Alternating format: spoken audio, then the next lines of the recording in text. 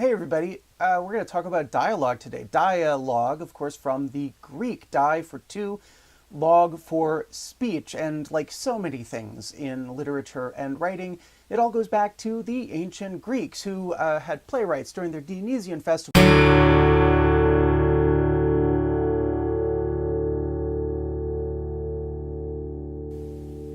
And let's be honest, I could actually do an entire long, and I mean long, episode on quotation marks in all different contexts. But the way you punctuate dialogue, that conversation between two characters in that piece of fiction you're writing, or even in that true story you're writing, the way you punctuate dialogue is both very, very important and very different from how you will do punctuation if you are writing a research paper or a literary analysis or something like that where you have to quote from a text.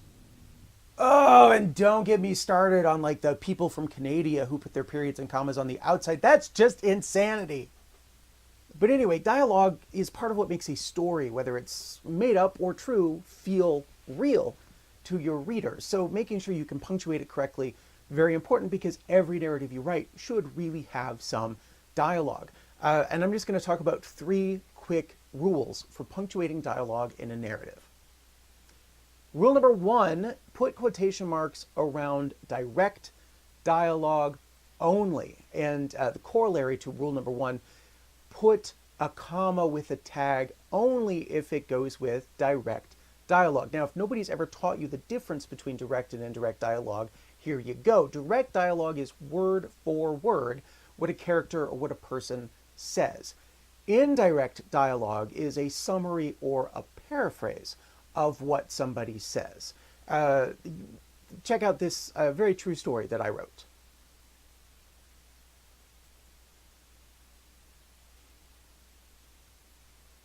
You can see in this true story that I put Beyoncé's words into quotation marks because that's what she really said to me. Honestly, true. It's a true. Why would I lie about that being a true story? But then I put my words with no quotation marks because I was just summarizing or paraphrasing what I said. Notice the comma in that first paragraph. Beyoncé said comma and then her words in quotation marks, but then the second paragraph, Bullock said with no comma, going right into that paraphrase or summary. Only direct dialogue gets quotation marks, and only tags with direct dialogue get commas. Rule number 2, all end punctuation and all commas go inside closing quotation marks. And this is where the biggest difference would come in between writing an analysis and writing dialogue. In an analysis, you may not be doing that. And as I said, if you're in Canada, you may not be doing that.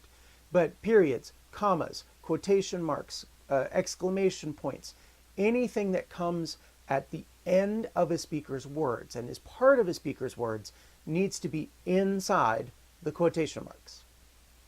And again, you can see that rule in action in this very, very true bit of dialogue that really, really took place, I swear. Finally, rule number 3, you want to start a new paragraph every time the speaker changes. And again, in this very, very true story from my very, very real life, you can see that when Beyoncé speaks, she gets her own paragraph. I mean, and it's not just because she's Beyoncé, it's because that's rule number 3. Then I speak, and then Beyoncé speaks, and then I speak again there at the end. I'm not proud, it's just true. But anyway, every time it switched back and forth, new paragraph.